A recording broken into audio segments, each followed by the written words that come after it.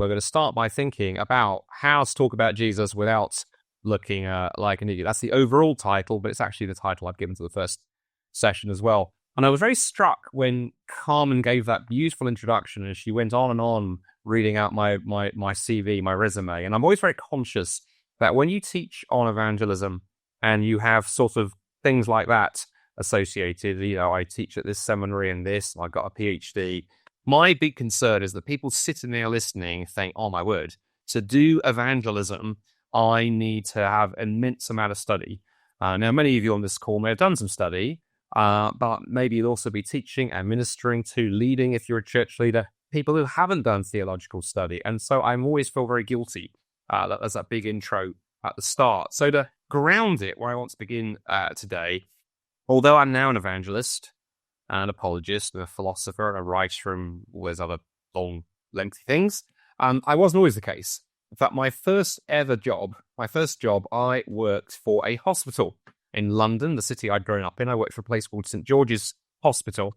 And in the early 1990s, I was working there, my first job, and I was helping organize medical conferences. So doing conference management and learning administration and all kinds of things, only in my early 20s and very kind of raw.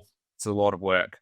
But here's the thing. Looking back on my time working for the health service here in the UK 30 years ago, I feel quite guilty in some ways because outside work, I was very active in my faith, very involved in my local church.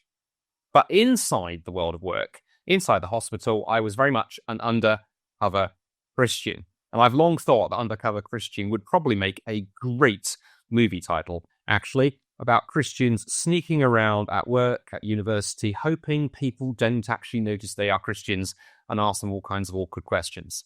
And by Undercover Christian, I simply mean that, as I say, outside work, very involved in my church. Inside work, I took my kind of little light of faith and I put that light under a bowl, and I put the bowl inside a box, and I surrounded the box by blackout curtains. Nobody was going to find out I was a Christian.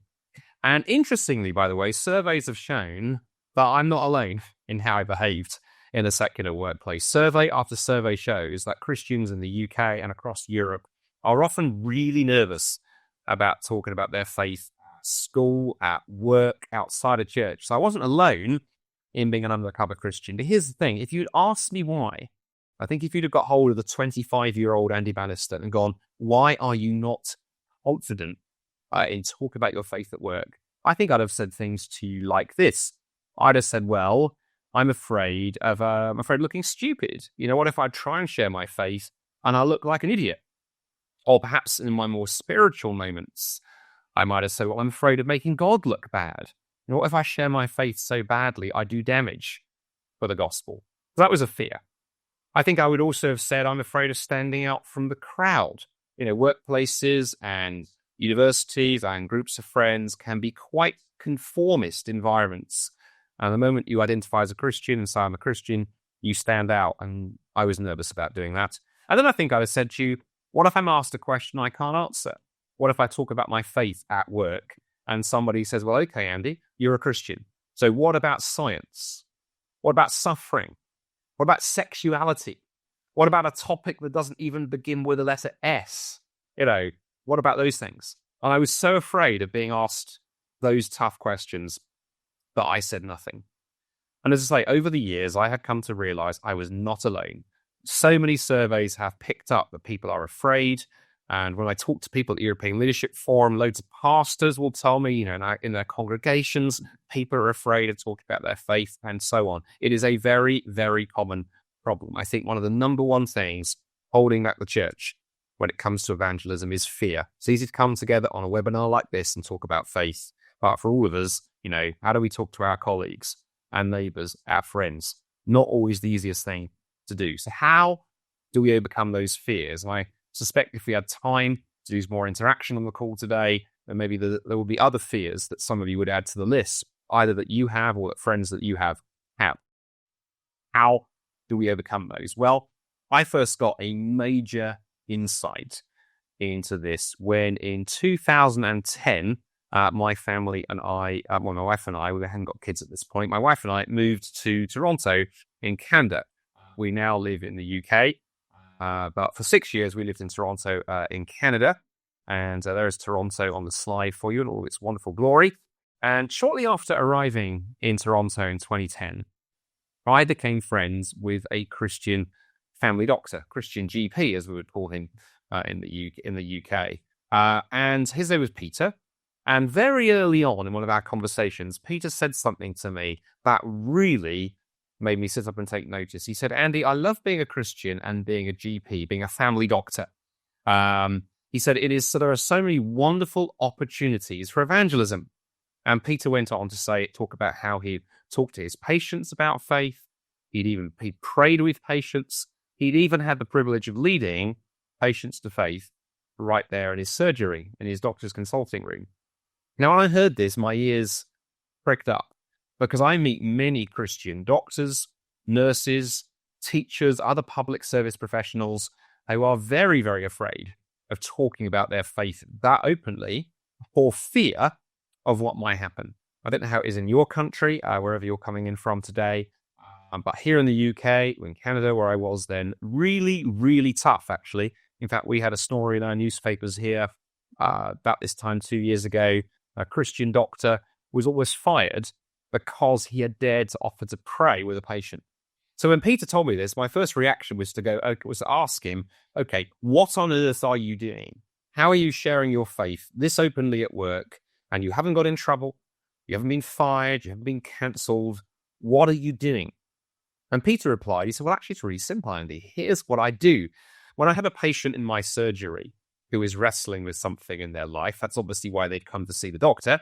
He said, I will do a little kind of life audit with them. So I'll ask my patient, I'll say, tell me about your diet. Are you eating properly? Tell me about sleep. Are you sleeping properly? Tell me about exercise. Are you exercising properly?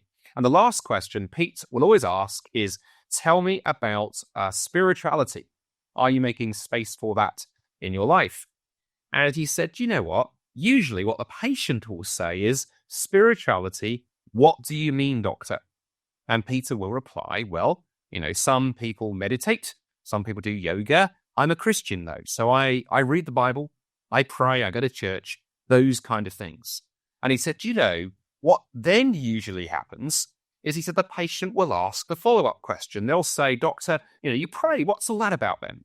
Or you read the Bible, why would you? You're a man of science, why would you do that? Or even they'll say, which church do you go to? He often gets asked. And he said, the great thing is, well, they're now asking him the questions. And as a medic, as a doctor, he is totally free to answer their questions, because they are the ones doing the asking. They are driving the conversation. And Peter has been doing that now for something like 30 years. He has had hundreds, if not thousands, of conversations about Jesus right there in his workplace. And he has never had a single complaint, but has seen God work through in amazing ways.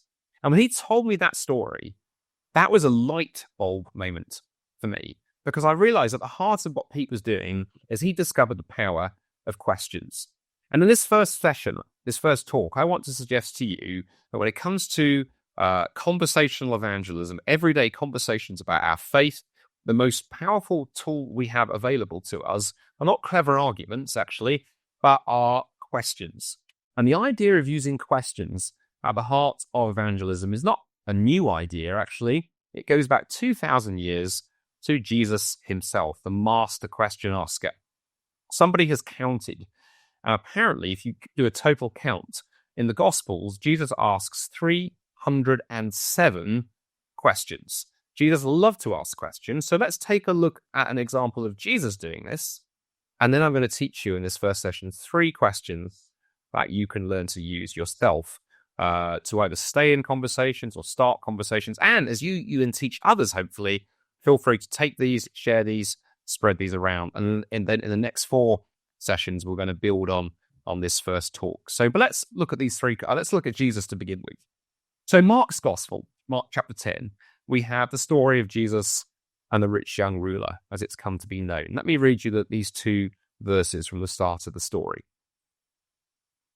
Mark tells us, as Jesus began on his way, a man ran up to him and fell on his knees before him.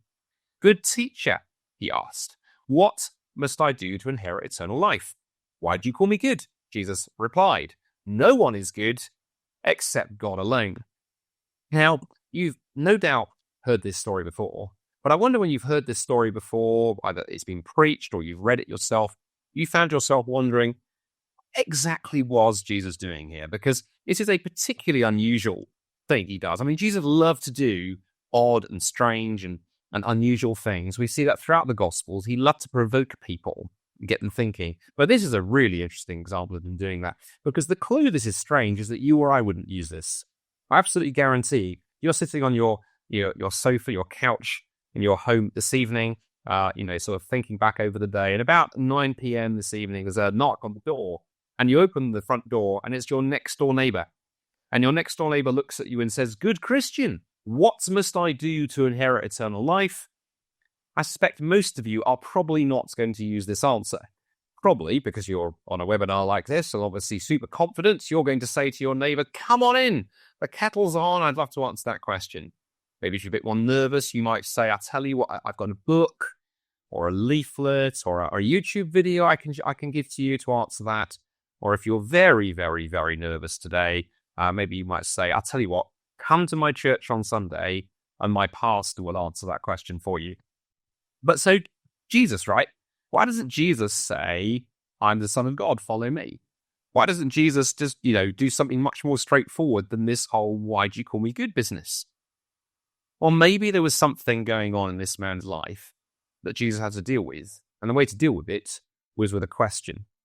You see, think about this for a moment. If you were to take a non-Christian friend, imagine a friend, perhaps a neighbor, family member, sibling, colleague, someone you know who doesn't share your Christian faith.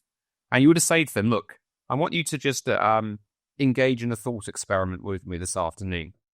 I want you to imagine there's a God. I know you don't believe in God, but just imagine.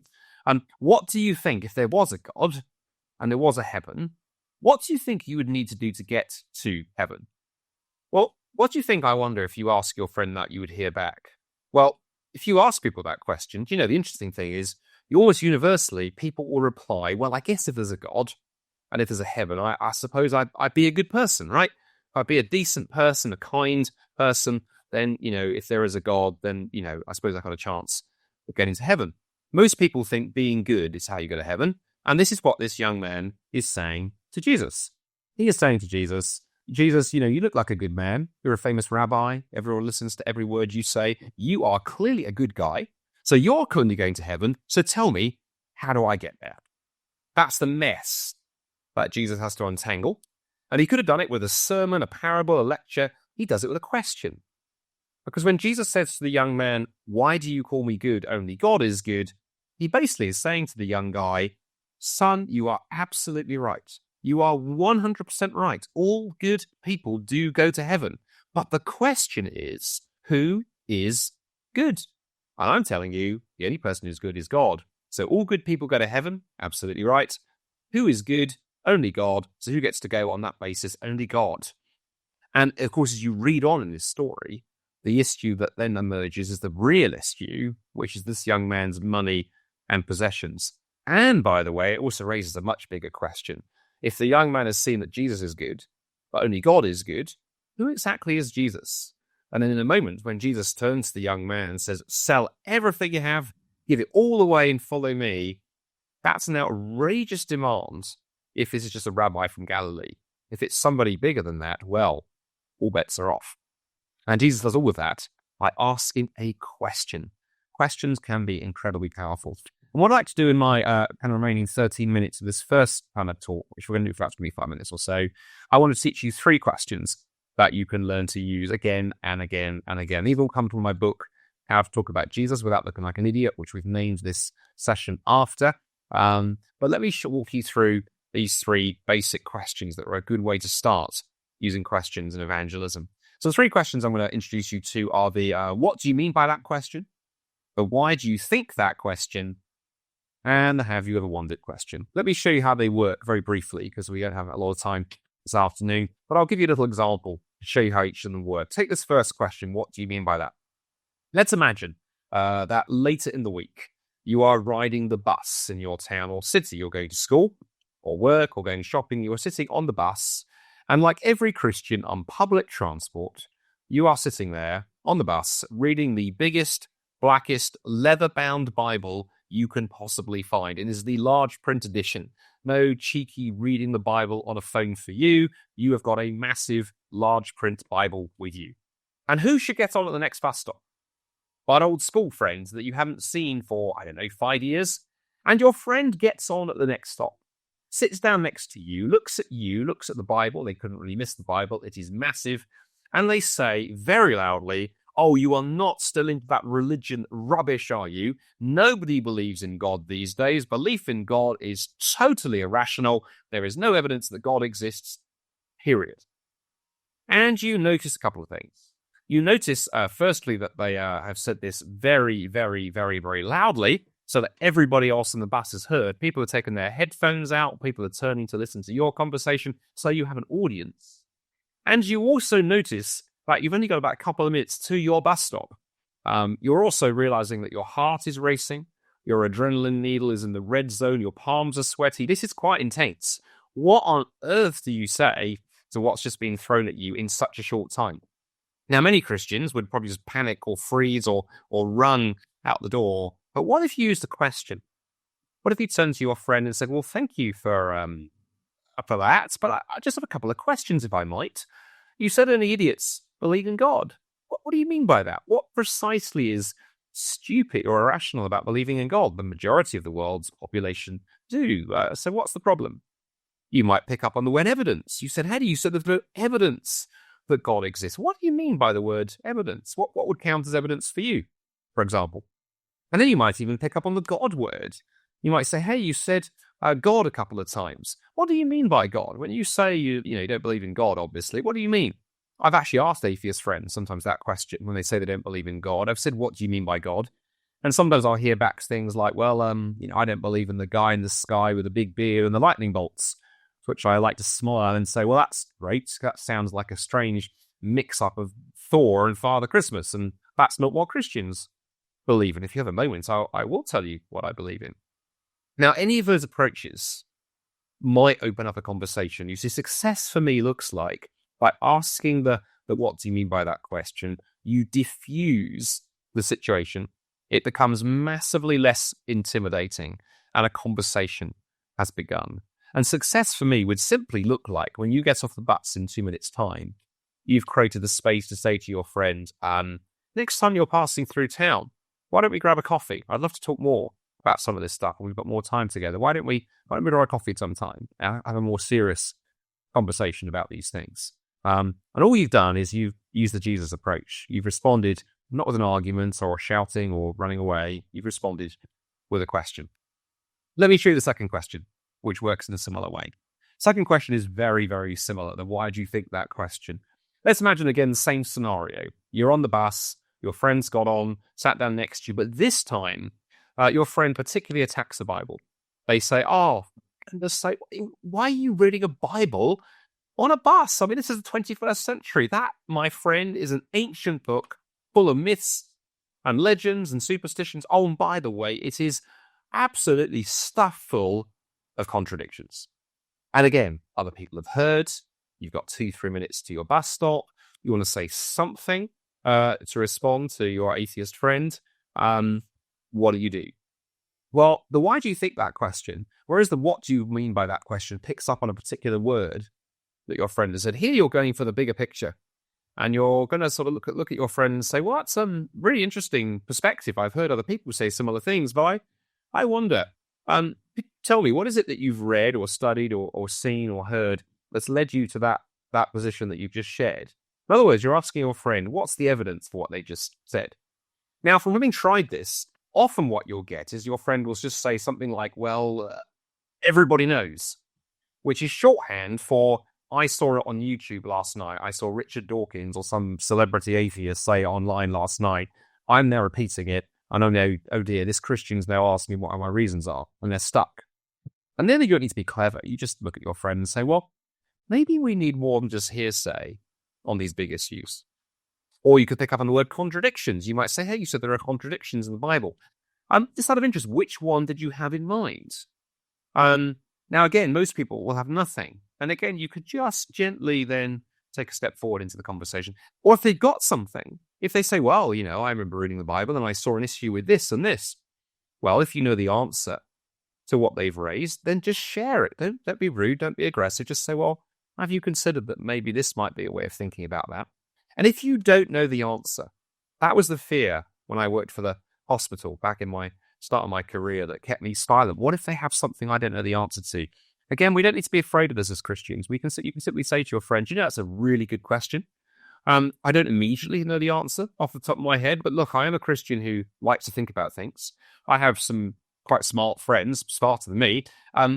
If you really want to answer that question, let me have your cell phone number, a mobile phone number, so I can text you later in the week. I will find the answer to that question if you genuinely want to know. And then be good to your word. Read a book, do an internet search, talk to an older, wiser Christian, and then make sure you follow up with your friend and say, hey, thank you for that great question you asked the other week on the bus. Or day on the bus. I actually got an answer to it. Would you be interested? So those are the first two questions at high speed. What do you mean by that? Why do you think that? The whole chapter on each of those in the book. But the last question, I think, is the one I just want to spend 5 minutes on before we have our first Q&A time. And see, those first two questions work really well if you've got atheist friends who are raising challenges to your faith. But I think the challenge many of us have, many of our friends and church friends have, is that surrounding us at work and our families and our neighborhoods are people who have no spiritual interest at all.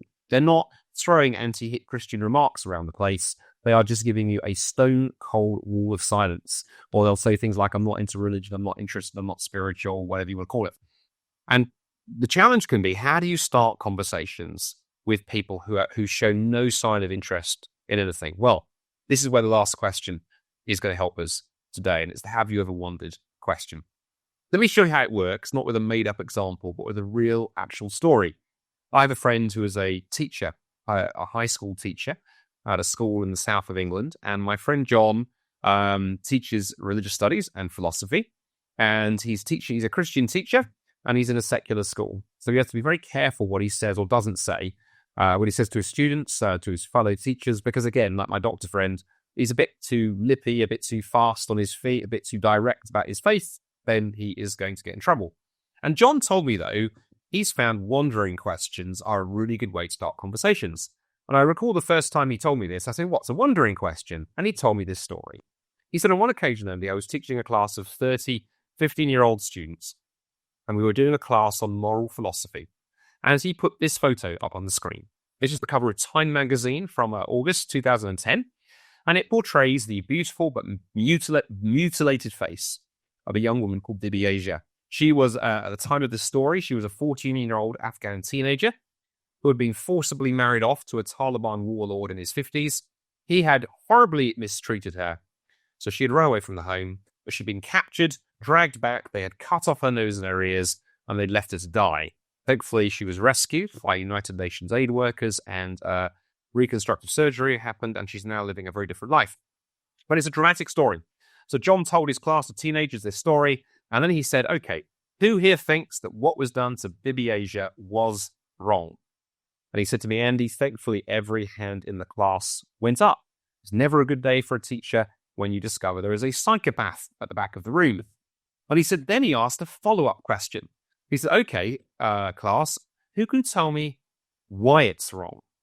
When John said this time, there was a bit more of a nervous silence for a minute or so, for a student at the back sort of raised their hand and went, well, they violated their human rights, Mr. Broadbanks. They violated their human rights. And John said, that's a really good answer, Sarah, really good answer. Okay, why is that wrong? Why is it wrong to violate somebody's human rights? And he said, for the next 5 minutes or so, students would offer suggestions, and John would simply say, but why? After about 5 minutes of this, one kid in the front row literally kind of punches the desk and shouts out, well, it's just wrong. Sir, it's just wrong. And then John asked his wandering question. He said, have you ever wondered why it is we get so upset about human rights abuses? Why is it, do you wonder? Have you ever wondered why we think that human beings have rights and value and dignity? Where do these ideas come from? And the class talked about them for a bit. And then he was able to add another wandering question. He said, have you ever wondered how when it comes to human rights, if you need to think really carefully about what you believe about bigger questions. So if you believe in some kind of God, it makes perfect sense to talk about human beings having value and rights, dignity. On the other hand, if you think we are just a cosmic accident, just a random collection of atoms, rights make no sense at all. Well, that wandering question opened up loads of discussion with the students that carried on into the next class. And even better, sitting at the back of his class that day had been another of his teachers, in fact, his head of department, observing the lesson. And those wandering questions opened up an amazing conversation for John with his head of department later during the tea break in the afternoon, when his head of department came and picked up on those questions, and they had an amazing conversation about faith right there in the staff cafeteria. And you see what the wandering question does, and we're going to look more at it in the second talk this afternoon. What the wandering question simply does is you take things that your friends already care about. Our friends, our neighbours, our colleagues, they care about things like justice. They care about beauty and meaning and significance and identity and truth and so on. And what you're looking to do is find an opportunity to gently go, have you ever wondered why you care about that? Have you wondered why that thing really matters to you? It's a very, very gentle way of starting a spiritual conversation, starting from where your friends already are. What you are basically doing is doing, by the way, what Paul does in Acts 17, when he does this in Athens, in the book of Acts, using the altar to the unknown God that he finds there in Athens. And you can go read that story in your own time sometime. So, as we come to an end of this first session, 3 questions for you at the end of this first talk. Have you ever wondered? What do you mean by that? Why do you think that? Have you ever wondered? And I firmly, firmly believe that if we learn to ask good questions, and if as we do that, we are praying for our friends and listening to the Spirit's leading, I firmly believe we can start conversations with our friends, conversations that tap into the questions they're asking about meaning, purpose, identity, about hope. My prayer for each one of you on this masterclass webinar this afternoon, and for those that you share this material with, is that you would, by the power of the Spirit, have the boldness to ask great questions, start good conversations, and as you do that, that you would learn to share Jesus naturally.